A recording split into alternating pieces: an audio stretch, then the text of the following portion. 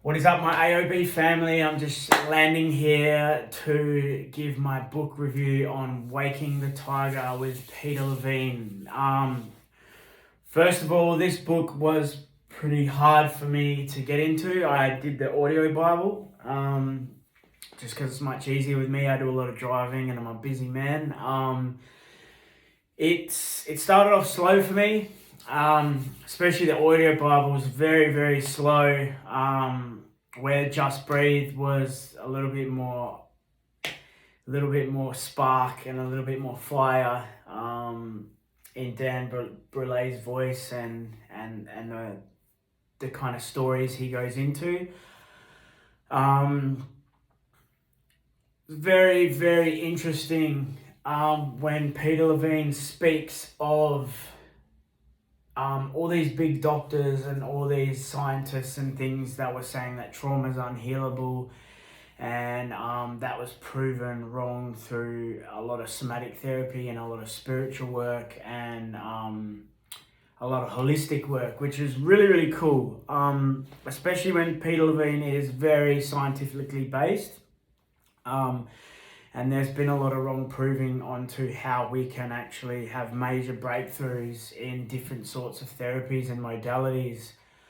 Some that people probably don't believe in or aren't really open to, which is sad, but it's just the way of the world we live in. Not everyone agrees on how different people do things, but Peter explains that very, very well on how different somatic therapies do healing and going back to those moments in our minds and in our bodies and literally feeling and experiencing what we went through to actually help release and uncover a lot of trauma that is actually stored inside the body, and we relive that moment, and it's not really traumatizing, but it's almost like going back and accepting what's happened was okay, and letting the body know that it's okay and it can let go and process that trauma and that stress and that stagnant energy, and even that tension that is stored in the body, that could be causing a lot of mental health issues, anxiety, depression, a lot of fear. A lot of trigger issues, a lot of behavioral issues, even down to like addiction and like the way people are living their life. So a lot of that resonates with me. I actually really enjoy that side of breathwork, just being able to release stuff from the body that's held. And when you do breathwork with people, a lot of people don't actually understand that trauma is stuck in the body. And when I try and say, like if you've been through some sort of sexual abuse as a young child, or domestic violence, or you've been in a horrible car crash, or you've experienced some extreme violence in your life, that your body actually holds onto it. And there was a couple of things, or I've always said to my breathers, I'm like, when someone's stressed out and had a really like hard week, what's the first thing they say? Like, oh, I'm real tight, I need to go get a massage. Like, so we know it's stored. People say, oh, I've had a real stressful week, and they feel it in their neck and their shoulders, and our bodies literally run down. Some people might get sick and knots in the stomach and knots in muscles in the back. So, the proof is in the pudding that definitely trauma, stress, energy, tension is definitely held in the body. Peter Levine obviously talks a lot on this, and he does go through a couple of things. One being the process of trauma with shivering, trembling and stuff like that, that energy out, and that's why exercise and things are really good for stress. But he mentions in one part of the book that a bird flies into the window and now it's in shock, right? So just like a human, if something really extravagant happens quite fast, that a human will go into shock. And what the bird or the animal will actually do is it'll tremble and it'll tremor, and it'll actually shake out a lot of that shock, and then it can almost instantly go back to eating and mating and living a completely normal life.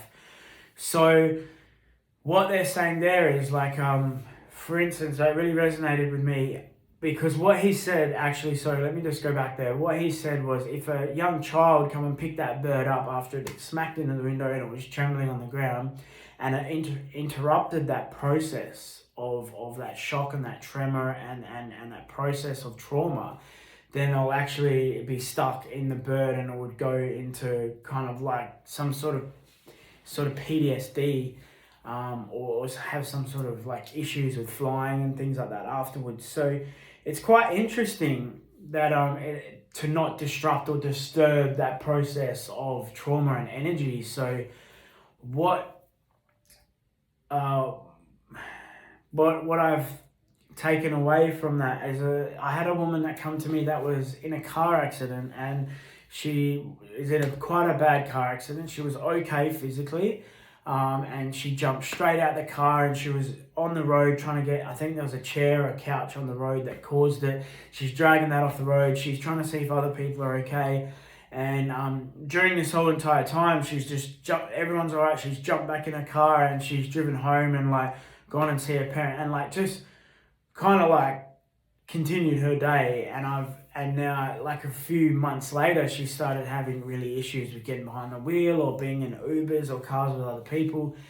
And Peter Levine explains exactly how that works. Like, because you don't process the trauma or you don't actually deal with it or accept it or understand it, that it sits within you and it creates so much anxiety. And then not only is it that, but you know, it develops into other vehicles, so like buses, planes, maybe, you know, and then this can develop on and on into other triggers in your life, and then that stops you from living your quality of life, which is not good for anyone. And then that starts developing in anxiety disorders, PTSD, trauma, post-traumatic stress, or PTSD, as well, the complex trauma. It depends on how many times it's happened or if it's continuing. But yeah, Peter Levine really does explain that really well, and I've actually watched quite a lot of his videos now and a lot of his therapy, and he explains a lot on what you can expect when you are looking at someone with PTSD and trauma. You know, body language, eye contact, the shyness, and it comes in all different shapes and forms. And he does explain a lot on these people that he's worked with that have had different things, whether it's a dog bite or war, being in the battlefield, or plane crashes, and how they all connect in how they all affect the human body, and how different therapies, somatic therapies too, holistic work, can really, really help have life transformational breakthroughs. So yeah, heading towards the end of the book, a couple more stories that he speaks of, physical pain as well. People go through something traumatic and they start having really bad gut problems or pains in the back or the legs, and then, this is all due to really what people only understand as mental health. So, and by using the breath, we can definitely activate and deactivate different nervous systems for what we need to utilize that for, and help release that tension, stress, stagnant energy, that energy that's stored in the body, with meditations. Breath work is obviously a massive one. I did enjoy the stories and the explanations, and I also liked how he definitely squashed a lot of theories on how you can't heal trauma, and you must be medicated, and once you're traumatized, then that stays for life. And at the start of the book, I can't remember this exactly, but let me just think for a second. One of the first 5 or 10 minutes of reading this book, Peter Levine actually said a quote, and I actually wrote that down for my social media because that was really cool. And he said, quote me if I'm wrong, but trauma is a way of life, but it does not have to be a life sentence. Something very, very similar to that. And I thought that is so true. No matter how good your childhood is or how bad your childhood is, you're going to have pros and cons to having a perfect childhood. And who deems perfect anyway, but like a great upbringing, too much love, maybe you had all these nice things given to you, so you don't have any gratitude towards like hard working or struggle or growth because of that, or you go into an environment as growing up as a child and you have like all this not loved enough. You've had to strive and work hard for food and watch your family work hard to struggle for food, and that gives you drive and motivation and appreciation and gratitude and like all those kind of things. But then you have like these abandonment issues and insecurities, and it's weighed up, and each to their own. Like no matter what environment you're in, you can develop all sorts of different things. But yeah, with Peter Levine saying that, it doesn't matter what kind of life you live, trauma is definitely going to be there. Eating some spicy food could be traumatic. It triggers your brain, the anxiety to go, hey, don't eat that again. It's bad. Like, stay away. But he says that it doesn't have to be a life sentence, which means that anxiety, that depression, that mental health, we don't have to live with that. There's definitely ways to get around it. There's somatic therapies, there's holistic work, there's breath work, there's TRE, there's the meditation, there's a few different therapies that he uses, just breaking down the body and the body work, and even down to like sound healing and Reiki and all the different things that can definitely help bring someone back to that good quality of life and letting go and letting that energy out. So yeah, very, very good book. I actually wanted to read The Body Keeps Score, and this is pretty much what I expect The Body Keeps Score to be very much about. So I really, really enjoyed this book and highly recommend it. I know this has been late, we've been busy, but I'm sending lots of love to all of you who watch this. Thank you for listening, and I hope you guys enjoyed the book as well. See you in class. Peace.